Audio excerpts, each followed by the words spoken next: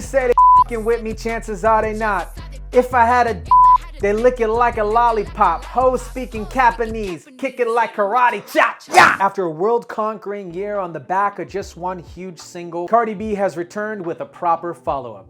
Hey guys, Tyson Dela Cruz here. Thank you so much for joining me. Here she is again with Up, a marginally more family-friendly effort than WAP, Wet Ass P-Word. Not to be confused with the Disney Pixar film Up, about a widower named Carl who meets a young Boy Scout named Russell after tying a bunch of balloons on his house, wanting to float across and explore South America. You're gonna be exploring a lot more than South America, Carl. You're gonna be exploring the vast wonders of Cardi B's ass and creative expression. Kidz Bop ability to write a more family-friendly version of this song is, well, gonna be tough. Just take it from Ben Shapiro because he did a phenomenal job repeating the lyrics from WAP. You effin' with some wet ass P-word, bring a bucket and a mop for this wet ass P-word.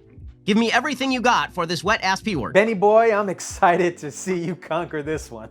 Cardi's latest comes with a suitable, glitzy, luxurious music video treatment and offers dozens of memorable images right from the jump. Right at the opening of the music video, she's standing over an RIP 2020 grave, with chandelier crystals dangling from her sleeves. Much like WAP, it cycles through a dizzying array of images. The beat, well, honestly, it's incredible. And it is much more an immediate earworm than WAP was. Intended to draw from Cardi B's early interest in the drill scene, Cardi B also stated in an interview with Apple that she doesn't intend to water down her lyrics for the masses. She talked about wanting to make a harder song that drifted from sexualized themes while still tossing in amazing one-liners like, "He nutted on my butt, and I'm glad he came." He nutted on my butt, I said I'm glad that you came. If that N-word had a twin, I'd let him run a train. If that nigga had a twin, I would let him run a train. This is a lot easier of a task for radio censorship than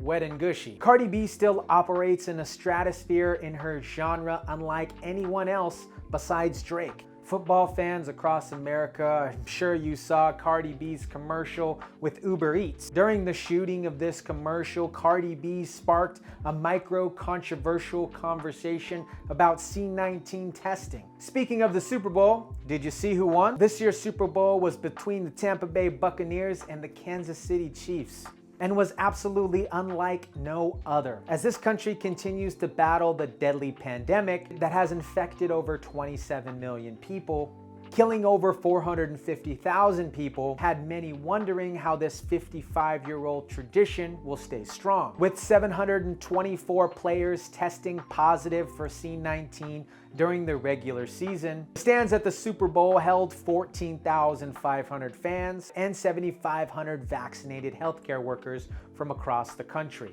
Due to social distancing mandates, there was approximately 30,000 cardboard cutouts of fans in the stands. While Super Bowl tickets come with a hefty price, these cardboard cutouts were only $100. Unfortunately, I didn't see a cardboard cutout of Barry Wood, that popular meme of the year, Wood sitting on bed. Medical workers who received both doses of vaccinations were gifted with an all-expense trip paid to the big game. They were also treated to an exclusive TikTok tailgate concert headlined by the one, the only, Miley Cyrus. They were also able to take in one of the most eventful halftime performances performed by The Weeknd. The Weeknd dropped $7 million of his own cold hard cash to make the halftime show cinematic. NFL Commissioner Roger Goodell stated, "We hope in a small way this innovation will inspire our country and recognize these true American heroes."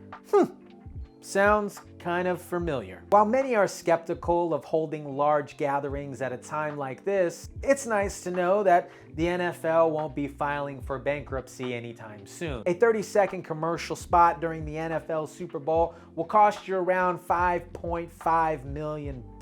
It's a little bit of a drop from last year's number at $5.6 million. Entering this season, Forbes determined that NFL franchises will rise about 7% by the end of the season. Rising back into the headlines again, juiced up former pro baseball player broke as a joke 56-year-old Jose Canseco took a dive in his boxing match against Barstool Sports intern Billy Football in a $20 pay-per-view amateur boxing fight presented by Barstool Sports. Jose 100% took a dive. Barstool Sports founder and president Dave Portnoy tweeted, "We paid half up front and he got double if he won. We thought that would ensure that he'd fight, and we were wrong." Get ready to puke, Dave Portnoy tweeted. Jose Canseco made over $1 million in a 5-second fight. Jose Canseco, an admitted steroid user who has outed several baseball stars, including Alex Rodriguez. Canseco earned over $45 million playing professional ball, but filed bankruptcy in 2012 and has struggled financially ever since. These days, Canseco floods the internet with alien conspiracies and picks fights with Alex Rodriguez, who he baselessly accused of cheating on his wife, Jennifer Lopez, with Canseco's ex-wife. Barstool Sports, who is owned by gambling operator Penn National Gambling, said it voided all bets on Canseco, while those who betted on Billy Football were awarded. Jose Canseco awarded one of the biggest dummies thus far of 2021. Also awarded a big dummy of 2021 thus far is Lil Uzi Vert. Lil Uzi Vert, not to be confused with Lil Peep, Lil Burke, and most importantly, Lil Dicky. Lil Uzi Vert embedded a $24 million diamond in his forehead, so he wouldn't lose it. Those of you that have seen Avengers Endgame, spoiler alert, we all know how that turned out for Vision.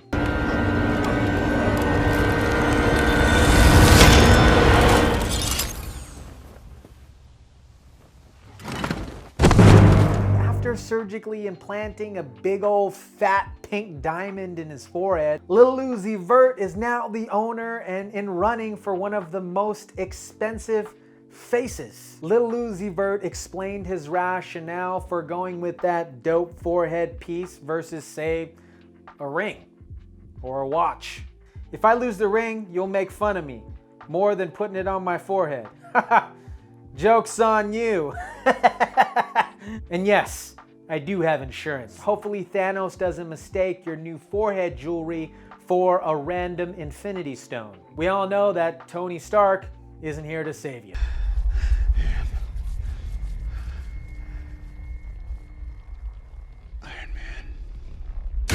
Guys, if you like this video, go ahead and smash that like button down below. As always, be kind, rewind.